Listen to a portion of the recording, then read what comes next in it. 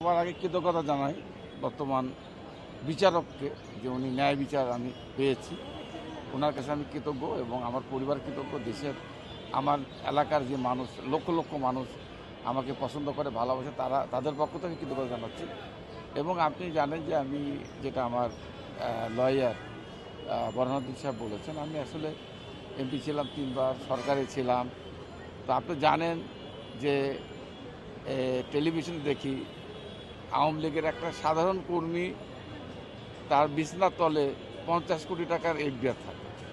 আওয়ামী লীগের একটা সাধারণ থানার জয়েন্ট সেক্রেটারি তার সিন্ধুকের মধ্যে 50-100 কোটি টাকা থাকে।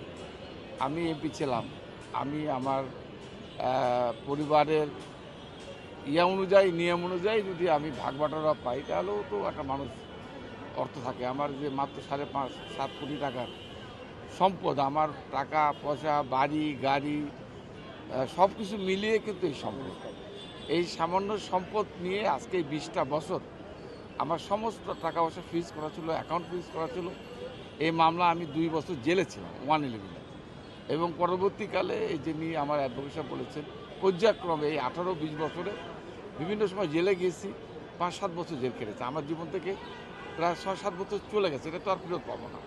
এই যে হয়রানি, এটা শুধুমাত্র রাজনীতিক কারণে আমাদেরকে হয়রানি করা হয়েছে। যখনই আমরা একটু জোরে কথা বলতাম, সরকারের সমালোচনা করতাম, তখনই আমাদেরকে জেলে ঢুকে রাখতো। তা আমরা চাই যে আজকে যে ন্যায় বিচার প্রতিষ্ঠিত হয়েছে বর্তমান সরকার এবং বর্তমান প্রেক্ষাপটে, এই ন্যায় বিচার প্রভাবমুক্ত, রাজনীতির প্রভাবমুক্ত যে ন্যায় বিচার, এটাই বহাল থাকুক। আমরা আমাদের উপর যে অন্যায় অবিচার হয়েছে, এই বিচার আল্লাহ করছেন এবং দেশের মানুষ এর বিচার দেখছেন।